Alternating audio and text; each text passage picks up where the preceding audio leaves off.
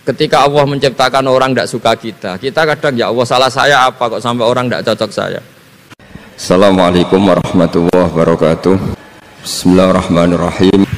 Semua Dewan Komisioner OJK yang saya hormati, wabil khusus Bapak Ketua Dewan Komisioner OJK Bapak Wimbo Santoso, Bapak Ibu Wakil Ketua Ibu Nur Haida dan semua anggota, Kepala Regional Jawa Tengah Bapak Aman Santosa, tidak lupa teman kami Gus kami Kiai Haji Tas Yasin, semua teman-teman yang ikuti virtual, salam kebangsaan, salam semua. Ini diminta ngaji ya Pak, merawat persaudaraan kebangsaan. Saya sering punya tamu mulai polisi, mulai pejabat, ya mulai yang Islam sampai non-Muslim. Saya sering cerita bahwa hal-hal yang jadi fitrah manusia itu ya keinginan dasar manusia itu ya senang damai, senang bersaudara. Karena hal itu fitrah itu desain awal manusia itu suka damai. Jadi kalau untuk konflik itu butuh pemicu, tapi kalau untuk damai itu tidak butuh pemicu. Sehingga orang di mana-mana bisa rileks ya. Rileks di terminal, rileks di jalan, rileks di warung-warung kopi, rileks di kedai-kedai. Nah, konflik itu ya dimulai dari pemicu, entah rebutan pacar, entah rebutan harta, entah rebutan jabatan. Sehingga karena ada rebutan-rebutan itu terus ada pemicu. Nah itu yang melahirkan konflik. Nah harus dicamkan, ditanamkan bahwa kepentingan berbangsa ini di atas ya, di atas kepentingan kita, di atas nafsu kita, di atas keserakan kita, sehingga kita mudah damai. Itu rumusnya kiai-kiai. Ya, saat tentu di sini pakai solusi yang ala kiai ya, karena tentu mereka ingin mendengar versi kiai. Kalau versi polisi mungkin ya tegakkan hukum. Kalau versi bank atau OJK, kalau nasabah nakal ya jangan dikasih kredit lagi. Kalau versi mertua ya kalau mantu nakal ya dipulangkan, anaknya ditarik kembali. Jadi versi itu banyak ya. Kalau versi imigrasi ya mungkin dicabut paspornya gitu. Kalau versi kiai itu melihat dunia ini sederhana. Banyak orang-orang tasawuf, saya ini cerita tasawuf, cerita yang ringan-ringan saja. Orang tasawuf itu kalau makan itu satu piring ternyata kenyang itu.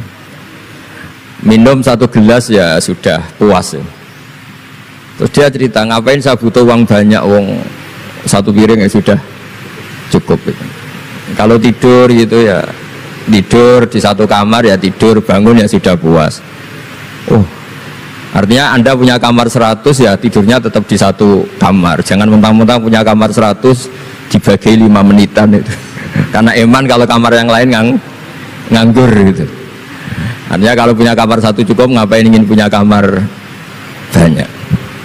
Jadi sebetulnya kalau kita punya rumah banyak itu nambah kebingungan, karena yang sana yang rumah siapa, yang sana siapa. Ya kalau dianggap prestasi, kalau dianggap tambah bingung karena mau tidur saja di rumah mana ya gitu. Di kamar mana ya? Kalau miskin kan enak. Sudah itu aja, gak ada banyak pilihan. Artinya dengan cara seperti itu sebetulnya merajut kebangsaan itu lebih mudah, karena awal dari segala perpecahan, segala konflik itu mau menang sendiri. Sehingga dulu cerita-cerita orang sufi, kalau dengar itu tetangga kamu tidak cocok, partai sebelah tidak cocok, terus ormas sebelah tidak cocok, itu jawabannya lucu.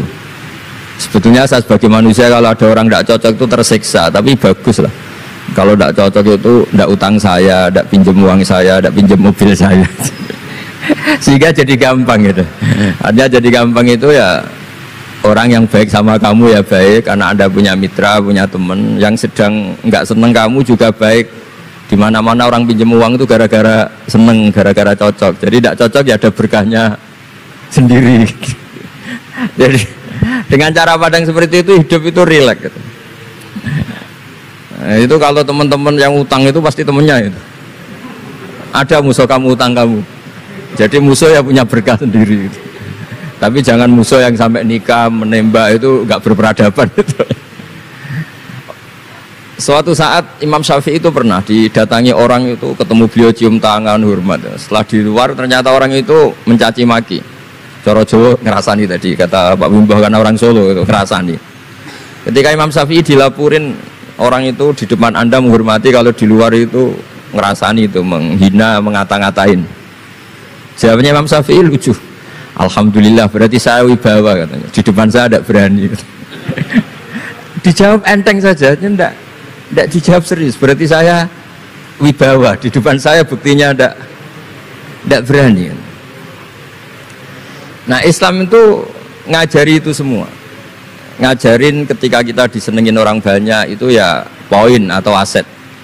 Karena kita harus kerjasama atau sama-sama kerja dengan banyak pihak.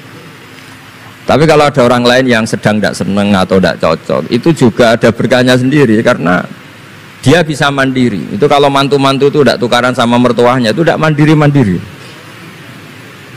Disuruh mertuanya mangan ramangan kumpul, yuk tambah suwe tambah goblok itu, tambah lama tambah goblok itu. Baru gara-gara terlalu cocok kan. Kalau agak-agak tukaran, agak-agak konflik itu malah cepat mandiri. Sehingga merajut kebangsaan itu ya harus dipikir secara luas. Ada teman-teman yang mungkin nggak mau pulang kampung, maunya tetap di Belanda, di Amerika. Tapi ternyata niatnya memfasilitasi kalau ada mahasiswa yang ke sana, ada yang dijujuk gitu. Ada yang dijujuk sehingga bangsa ini bisa menimba ilmu di berbagai negara. Termasuk dulu di Mekah itu ada namanya Syekh Mukhtar. Itu semua dulu nggak ada hotel, semua orang haji pasti numpang dalamnya atau rumahnya Syekh Mukhtar. Beliau nggak pulang karena jagani semua yang haji di Indonesia biar gampang. Artinya jangan kira teman-teman yang sedang di Mekah atau di Medina atau di Eropa atau di Amerika terus anti kebangsaan, tidak juga. Ternyata mereka bisa memfasilitasi kita saat kita di sana. Wawasan kebangsaannya juga hanya menjadi fasilitator atau menjadi mediasi atau jadi sarana kalau ada teman-teman ke sana. Begitu juga para wali. Ini cerita, mungkin cerita yang nggak ada di OJK, cerita wali Pak Wimbo. Wali itu kalau disuruh mikir kredit, disuruh mikir cara bantu orang miskin itu ya tidak pati bakat gitu. Tapi komunikasinya langsung sama yang punya. Jadi alam raya ini dengan segala variannya itu milik Allah Subhanahu wa taala. Jadi kalau Anda ingin merubah lakonnya wayang, itu tidak usah ngerayu Gatot Kaca disuruh jadi Semar atau disuruh jadi Bagong, itu susah, mereka nggak mau. Pasti mempertahankan karakter masing-masing. Itu ngerayu dalangnya saja, ini lakonnya diganti gitu. Nah wali itu gitu, kalau merubah Indonesia itu ya komunikasinya sama Allah. Karena yang mengendalikan alam raya ini Allah Subhanahu wa ta'ala. Kita tidak bisa mengendalikan pikiran orangnya. Sering ada orang itu, ini cerita yang ringan-ringan saja, tapi barokahnya cerita ini nanti gampang merajut persaudaraan. Bapak itu, bapak saya, Kiai Haji Nur Salim, itu paling suka itu sama orang yang agak sombong. Sombong itu ya, ketua RT sudah bangganya Masya Allah. Dia punya motor satu sudah kayak orang paling kaya di dunia. Punya istri yang sebetulnya tidak cantik, ya dia ngira istrinya itu paling cantik di dunia. Dia agak ganteng yang merasa paling ganteng di dunia. Saya dulu ya iskal itu janggal. Kenapa sih kok seneng kancanan orang sombong? Ternyata orang sombong itu orang yang paling gampang syukur. Orang gampang syukur. Tapi kalau ketemu orang yang kelihatannya sopan, apa saya hanya RT, apa saya hanya di OJK, saya ada menteri saya ada presiden. Presiden merasanya presiden di negara ketiga, dunia ketiga, bukan presiden superpower. Ketemu orang-orang yang tidak pernah puas itu kesannya tawadhu, ternyata pasnya itu tidak pernah puas, tidak pernah syukur. Lah yang sombong ternyata tidak sombong, dia gampang syukur. Ketua RT aja sudah merasa kayak presiden. Hanya pegawai OJK aja sudah merasa bangga, padahal dibuat suruhan Pak Simbo. Tapi senengnya nggak disuruh seragam, udah seragam semua. Saking senengnya. Iya, bangga banget ya, bangga banget. Jadi sama, sebetulnya kita jadi warga Indonesia berKTP Indonesia sudah harus seneng. Tidak gampang orang punya negara itu tidak. Coba orang-orang yang sekarang di Amerika di mana-mana itu orang Indonesia itu ya kangen rumah. Itu untuk kangen ke sini itu harus berbiaya 100 juta untuk pulang. Kita tidak usah kangen, sudah di Indonesia itu sudah luar biasa. Nah, sama-sama kerja atau saling memberi kontribusi. Saya sering punya analogi ya. Saya sering diskusi sama banyak rektor di Indonesia. Bagus mana kerja sistem modern sama sistem kiai? Kata saya ya semuanya punya plus minus. Tapi kalau saya kiai ya milih bagus kerjanya kiai. Kata saya. Kalau kiai itu ngajarkan orang yang mampu nolong yang lemah. Ya sudah itu aja ajarnya. Kapan saja Anda mampu, berkesempatan mampu ya wajib menolong. Tapi kalau sistem modern itu ada jobnya. Sehingga gara-gara ada jobnya, suatu saat mungkin kalau ada orang tenggelam, wah saya ada SAR, saya ada tim SAR gak perlu menolong gitu. Kalau ada orang miskin, saya ada pegawai bank gak perlu ngasih kredit. Itu bahaya untuk bangsa ini. Sehingga dibutuhkan kerja-kerja yang ala kiai saja. Kalau ada kecelakaan di jalan, meskipun Anda tidak satlantas ya ditolong Anda yang menangi, yang tahu. Kalau ada yang miskin, tetangga kamu Anda mampu ya tolong saja, tidak usah nunggu diajukan proposal, didaftarkan miskin resmi sampai ada plakatnya terus baru dibantu. Itu selak mati. Nah, selak kelaparan. Nah, pendidikan agama juga gitu. Misalnya semester ini mengkaji tentang sholat misalnya di UIN atau di IAIN. Mengkaji tentang haji. Kalau di kiai enggak, Anda mau haji tinggal tanya kiai. Tapi kalau ada kuliah nunggu semester itu, nunggu dosen itu baru tahu bab haji. Nah kalau pertolongan itu nunggu polisi, nunggu OJK itu prosedur dulu, kadang ditanya sertifikatnya macam-macam.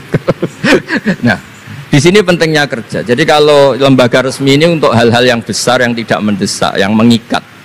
Tapi harus ada sistem sosial yang on time, yang setiap saat bisa diakses.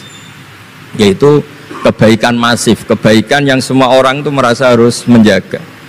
Jadi yang menjaga kestabilan Indonesia itu semua orang, bukan polisi, bukan tentara, bukan siapa saja, termasuk departemen-departemen resmi, kepolisian, termasuk semuanya. Dengan merasa seperti itu saling tergantung, dan yang lebih cepat ya sistem sosial tadi.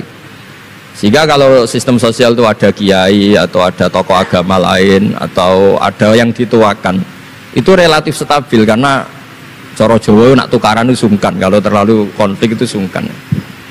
Nah sehingga dulu ada cerita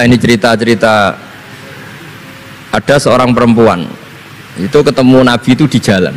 Itu coro etika orang kita lah, apalagi orang Solo, orang Jogja itu kan ada etis, ketemu di jalan dicegat. Ya Rasulullah, saya ini punya bapak sudah tua, dan kalau Anda haji seperti ini pasti ingin bapak saya itu ikut, tapi beliau sudah tua sehingga tidak bisa ikut. Ini gimana, saya harus menghajikan beliau apa enggak? Sama Nabi saat itu dijawab, kalau bapak kamu punya utang, kamu yang bayar, cukup enggak? Ya cukup ya Rasulullah. Ya sudah, seperti itu. Artinya cukup Anda hajikan. Kemudian oleh Imam Bukhari itu dibabkan lucu, babnya itu unik. Bab boleh tanya tokoh di jalan. Jadi tidak tentang hajinya, tapi tokoh itu harus siap menjawab pertanyaan meskipun sedang di jalan. Tidak usah nunggu sowan di rumah atau antri inden daftar tamu. Nah itu jadi pelajaran bagi kita. Jadi kebaikan itu kita wajibkan dulu ke siapapun yang mampu dan berkesempatan. Sehingga kalau kita misalnya ketemu orang tenggelam, meskipun kita tidak pegawai SAR atau tidak yang bertugas di pantai itu, ya kalau Anda mampu ya selamatkan. Kalau ada kebutuhan tertentu masyarakat misalnya sakit, Anda berkemampuan minjemin mobil untuk diantar ke rumah sakit, ya kewajiban Anda, bukan nunggu dinas resmi yang mengambil. Jadi kebaikan yang diwajibkan ke dinas resmi ya monggo, kita loyal, kita dukung, kita support. Tapi kewajiban yang diwajibkan atas nama agama bagi yang mampu itu tidak boleh hilang, karena ini yang langsung bersentuhan dengan masyarakat. Coba kemarin pas COVID misalnya, banyak teman-teman saudara kita yang pulang kampung. Ketika lembaga resmi belum ngurus itu, yang ngurus ya keluarga, sanak famili, mereka pulang, mangan ramangan kumpul, ya ada, alhamdulillah ya ada yang kelaparan. Kenapa tidak ada yang kelaparan? Karena sistem sosial itu jalan, orang kok medit atau kikir sama tetangga, sama keluarga itu pasti diadili masyarakat. Dan masyarakat sepakat urusan makan itu sepele, sehingga mereka pulang ya ikut Pak D-nya, Pak Aleknya, ikut Mbahnya, itu semuanya bisa makan. Bisa ngopi-ngopi, bisa rokok-rokok, dia tetap santai aja normal. Bahkan banyak yang nganggur itu seneng, barokahnya nganggur yang ngutangi tidak nagih katanya. Kalau tidak, jadi ya dianggap ringan saja hal-hal seperti itu. Nah, khawatir saya kalau saya pernah baca kitab di karangan seorang ulama besar, Al-Hayatul Ulya, otoritas besar dalam satu sistem negara, itu harus diakui sebagai bagian dari kebaikan masif. Tapi kebaikan masif yang nggak boleh hilang adalah kebaikan yang nggak punya otoritas, karena ini jumlahnya lebih besar. Ya tadi misalnya kecelakaan di jalan itu kan tidak bisa kebetulan ada mobil patroli atau mobilnya Satlantas atau lembaga resmi tertentu yang nangani kecelakaan. Yang nangani ya orang-orang di jalan yang menangi itu terus diantar ke rumah sakit atau ngabari keluarganya. Sehingga kata Nabi, kullukum ra'in wa kullukum mas'ulun an ra'iyati. Semua kita ini menjaga kedamaian, menjaga kemajmuan, semua kita jaga sistem sosial, semua kita menjaga kebaikan. Nah dari semua itu dibikinlah di era modern lembaga-lembaga formal. Tapi jangan juga lembaga formal menghilangkan sistem fitrah manusia tadi yang fitrahnya ingin baik, dan itu ada di mana-mana dan kapan saja. Dan Allah kalau menciptakan sesuatu itu pasti luar biasa. Saya sering ditanya sama orang-orang, Gus gunane Indonesia seneng cangkruk ya apa? Anggap aja itu tim SAR paling on time katanya. Itu kalau ada orang bingung, yang ditanya pertama ya orang-orang nganggur di pertigaan-pertigaan itu. Ini rumahnya mana? Kalau ada orang bingung yang nanya itu. Kalau ada orang kecelakaan yang nolong ya itu. Artinya sistem sosial yang sudah ada itu nggak boleh diambil alih lembaga. Karena kalau itu iya, kita kekurangan kekuatan sosial. Jadi ini penting saya utarakan supaya kebaikan-kebaikan bersama ini saling melengkapi, bukan saling mengadili, bukan saling merasa paling superior. Saya sering guyonan begini, kalau ada rapat ketahanan pangan, yang rapat itu merasa superior karena punya rumus yang luar biasa. Tapi apa artinya rumus itu kalau petani nggak mau nanam padi? Petani itu tidak usah rapat, tapi nanam padi itu otomatis jaga ketahanan pangan. Sistem sosial juga sama. Di kampung itu kalau ada orang jahat atau sinis, itu pasti gak punya teman. Monggo Gus Yasin ini rawuh. Ini alhamdulillah Gus Yasin rawuh. Mau Gus? Biar jajar Pak Ketua, dia di situ ada. Oh mau di. Mari Gus. Jangan tetap di mana itu.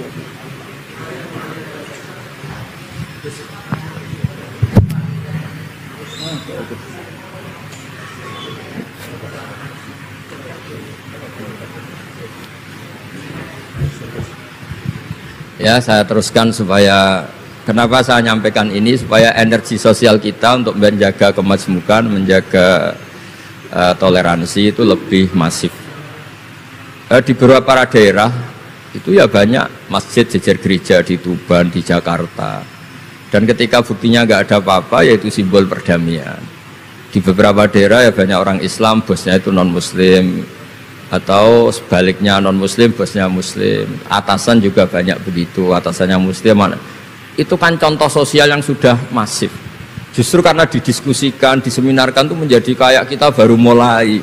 Nah itu malah aneh. Jadi selama ini kan ya sudah begitu kan, banyak orang Islam di mana-mana itu kerja di pabrik mana ternyata pemiliknya non muslim, juga sebaliknya non muslim di instansi apa pemimpinnya muslim. Mulai dulu kan ya baik-baik saja. Justru karena didiskusikan tuh menjadi kayak kita ini yang punya rumus, kayak kita yang pencetus. Padahal sistem sosial kita sudah sedemikian harmonis, sudah sedemikian baik. Ketahanan pangan juga sama. Ketika belum ada rapat darurat pangan petani yang lugu-lugu yang nanam padi, barokahnya itu stok padi itu banyak.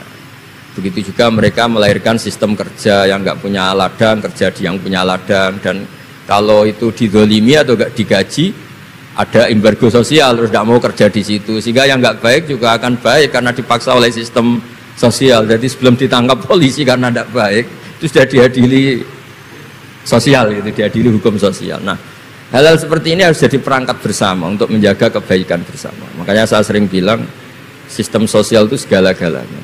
Di antara sistem sosial itu adalah lembaga resmi. Jangan dibalik, lembaga resmi itu menata sistem sosial. Sebelum ada lembaga resmi itu sudah ada sistem sosial. Sehingga sebelum ada negara ini, kiai-kiai atau tokoh agama yang lain ya urun rembuk untuk mengusir penjajah, untuk memberi makan tentara yang berjuang di kampung-kampung, dikasih ketela, dikasih apa saja lah yang bisa mereka bertahan hidup. Nah, ini penting diutarakan supaya semua masyarakat itu merasa bahwa mereka ikut dan harus merawat negara ini. Kullukum ra'in wa kullukum mas'ulun an ra'iyati. Semua kalian adalah penjaga dan semua kalian dimintai tanggung jawab Allah, kontribusi Anda terhadap bangsa ini, terhadap komunitas Anda, terhadap sistem sosial Anda. Sehingga kemudian terus jalan. Lah dimulainya dari mana? Kata Nabi, dimulai dari keluarga Anda. Sehingga semua orang nggak lempar tanggung jawab. Kalau anak saya miskin ya salah saya. Kalau anak saya terlantar ya salah saya. Kalau istri saya terlantar ya salah saya. Sehingga jangan karena ada sistem modern, setiap ada yang miskin menyalahkan menteri sosial misalnya. Setiap ada apa nyalahkan menteri terkait. Itu hukum seperti itu bikinan kita. Yang hukum Allah permanen itu ya setiap anak kita terlantar salah kita. Nah barokahnya merasa salah itu tidak mudah menyalahkan orang lain, termasuk tidak menyalahkan instansi tertentu atau departemen tertentu. Ini penting supaya orang itu evaluasi, merasa salah. Barokahnya merasa salah itu orang tidak menyalahkan orang lain. Jadi negara ini tidak mudah chaos dengan kultur menyalahkan pihak lain. Betapa baiknya agama ini. Jadi kalau berdoa disuruh mulai dengan Rabbana dzalamna anfusana, ya Allah saya ini mendolimi diri kita sendiri. Wong yang punya kewajiban saya kok menyalahkan orang lain. Saya kalau guyon itu sering begini. Teman-teman kita yang satu kampus atau satu pondok atau satu kampung itu kalau kaya itu pasti jadi sumber disalahkan. Misalnya Anda punya teman yang dulu sama-sama miskin, tahu-tahu jadi bupati atau gubernur.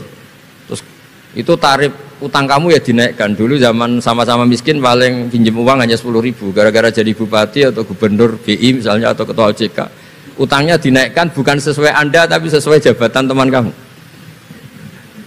Masa punya teman gubernur kita utang 100.000, pantasnya ya utang modal 100 juta.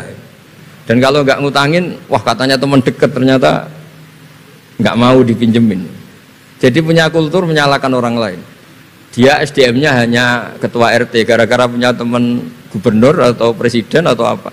Inginnya ya lebih tinggi lagi. Jadi bukan berdasar kapasitas dia tapi kapasitas temannya. Itu juga bagian dari kesalahan yang kita ciptakan. Sehingga agama mengatur orang itu tidak boleh melebihi batas SDM-nya. Orang itu tidak boleh melebihi batas apa? SDM-nya. Kadang-kadang kita sama ketika kita anak kita terlantar bilang di Pak D Sugih ya ora nyafaati, punya Pak D kaya juga tidak memberi syafaat, punya teman kaya tidak. Jadi tidak menyalahkan dirinya tapi menyalahkan teman atau keluarganya yang kaya. Itu juga awal bencana kemajmukan. Jadi kebanyakan nuntut. Makanya Nabi berkali-kali ngendikan ketika kamu di zaman akhir wa alika bi khosayati nafsik wada anka amrul amah. Kalau sudah ada badai apa saja, badai ekonomi, badai sosial, atau badai apa saja, urusi diri kamu sendiri. Itu bukan Nabi menanamkan egois itu enggak, justru menanamkan kebersamaan. Barokahnya orang itu sibuk ngurus keluarganya sendiri, itu enggak kepikiran nyalakan orang lain. Jadi orang kadang salah tafsir itu justru seakan-akan kita diajarin untuk egois itu enggak.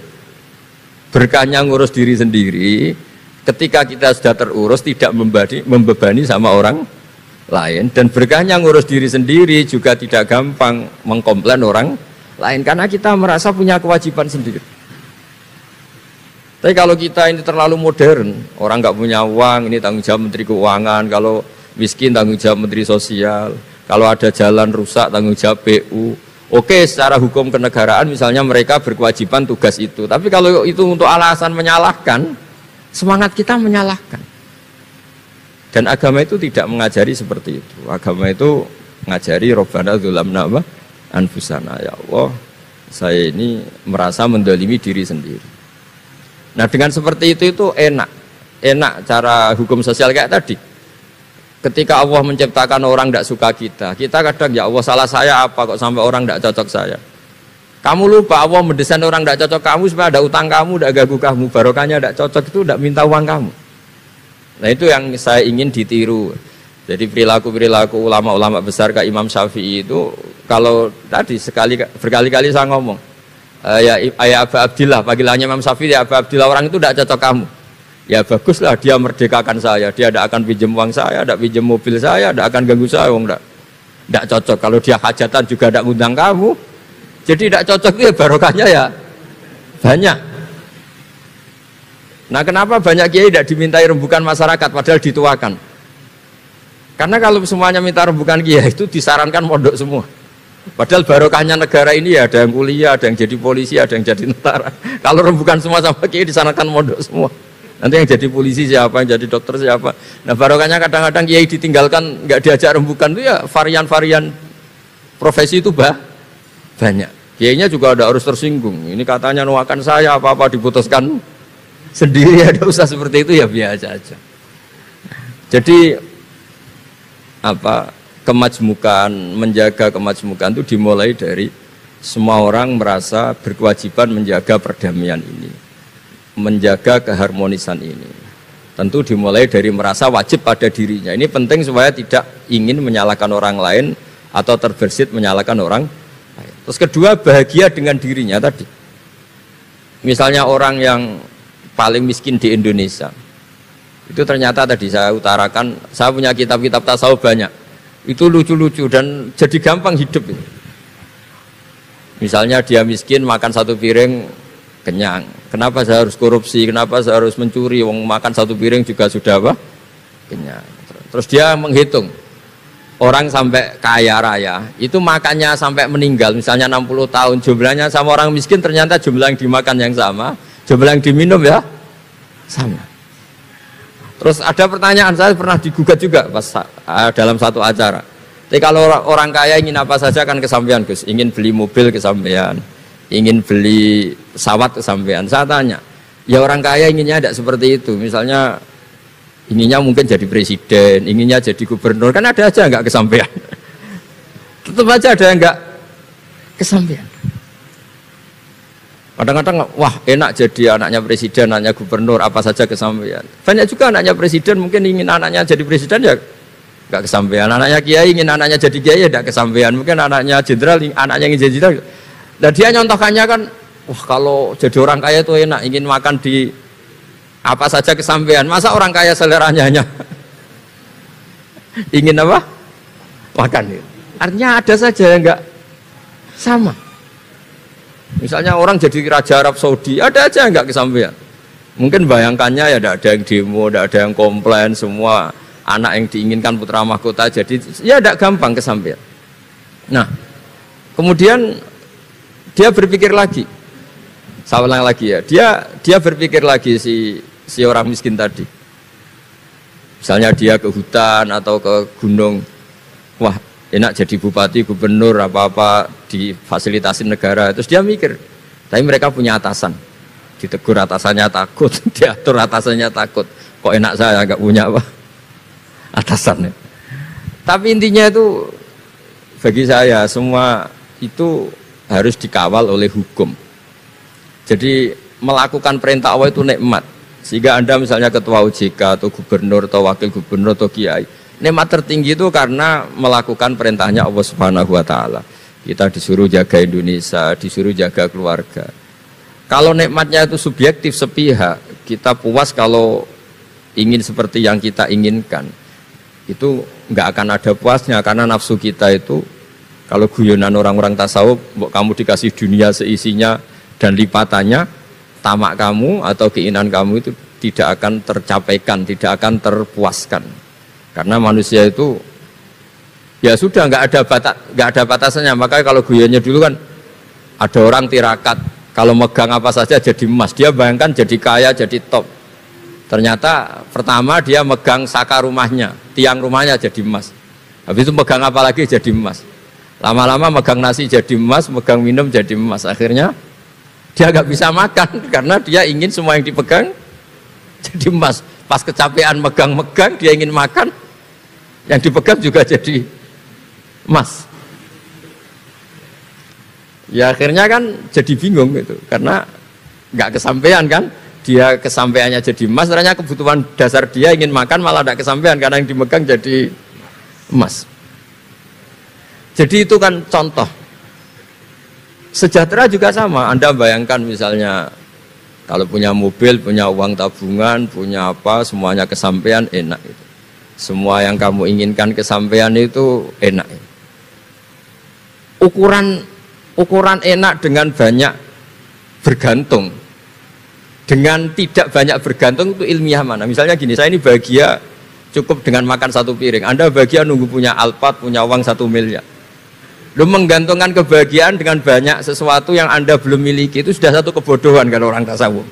Cek repot ya, tapi bahagia we kok kakean syarat ya. Makanya saya sering bilang, kalau saya berkali-kali cerita ada orang perempuan datang ke saya, Gus saya ingin kaya. Kebetulan orangnya itu jelek. Saya bilang, kalau kaya yang repot kamu. Kenapa Gus? Setelah suami kamu kaya, sekarang suami kamu kan miskin. Pertama yang dievaluasi apa? Ganti rumah, ganti mobil. Lama-lama ganti Anda, kata saya. Karena setelah rumahnya bagus, mobilnya bagus, yang dievaluasi pasti Anda, katanya. Wah, kalau gitu miskin aja Gus. Iya kan, sudah rumah bagus, mobil bagus, ternyata istrinya. Nanti kalau suami kamu kaya, yang dievaluasi tidak hanya mobil dan rumah, tapi Anda, katanya. Nah, maksudnya ini ya guyon, tapi supaya kita ini bahagia dengan diri kita apa? Sendiri. Jadi saya mohon semohon-mohonnya semua yang mendengar ngaji ini, bahwa agama ini mengajarkan wa'alika bi khossati nafsik. Urus diri kamu sendiri itu bukan mengajari egois, itu bukan. Kalau semua kewajiban orang merasa bertanggung jawab, paling tidak bawaannya itu tidak nyalahkan orang lain. Dan negara juga agak repot-repot karena semua orang dicukupi oleh orang tuanya, oleh keluarganya, sehingga negara